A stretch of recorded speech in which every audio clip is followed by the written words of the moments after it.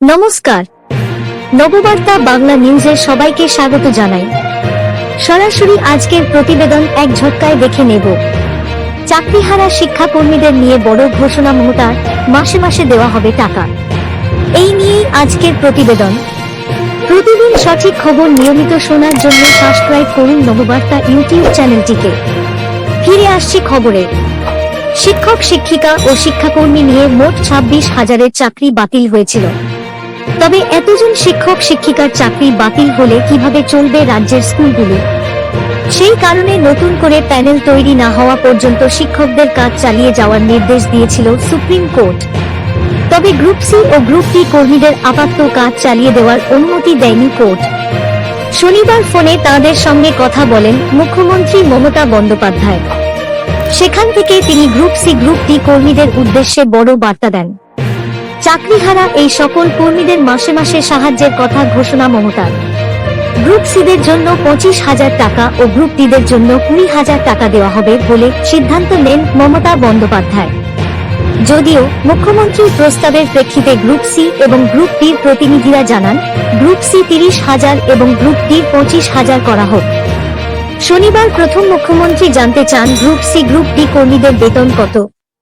এরপর মমতা বন্দ্যোপাধ্যায় বলেন, আমি যা বলবো ওরা কি মানবে? তাহলে আমি বলবো, কোর্ট চাকরি বাতিল করে দিয়েছে, মানবিকতার খাতিরে বলছি, ওরা মানলে আমি বলবো।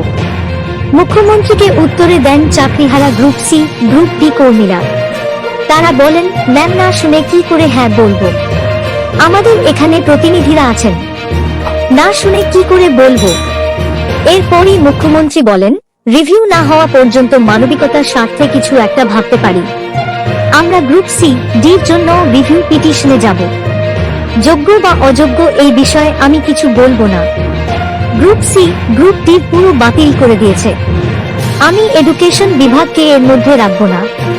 তবে কথা দিচ্ছি, সকলের জন্য রিভিউ পিটিশনে যাব। আইনের কাগজপত্রের জন্য অপেক্ষা করছি, কারণ শিক্ষা দপ্তরের বিরুদ্ধে মামলা চলছে। রিভিউ করতে আগামী মাসের প্রথম সপ্তাহ হতে পারে। চাকরি যাতে সবার বজায় থাকে নিশ্চয় চাই।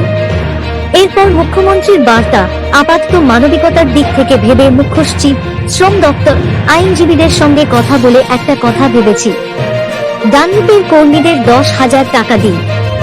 সেই রকমই সামাজিক সুরক্ষা প্রকল্পে গ্রুপ সি দের 25,000, গ্রুপ ডি দের 20,000 করে দেব, যদি তাতে চাকরিহারারা রাজি থাকেন। যতক্ষণ না ফয়সালা হচ্ছে, কোর্ট অ্যালাউ না করলে বিকল্প কি হতে পারে ভাববো। প্রসঙ্গত, গ্রুপ সি গ্রুপ ডিতে দুর্নীতির বেশি হয়েছে।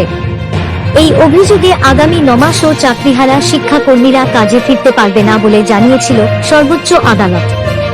এই ছিল এখনকার সংবাদ প্রতিবেদন। সবাইকে সাথে থাকার জন্য ধন্যবাদ।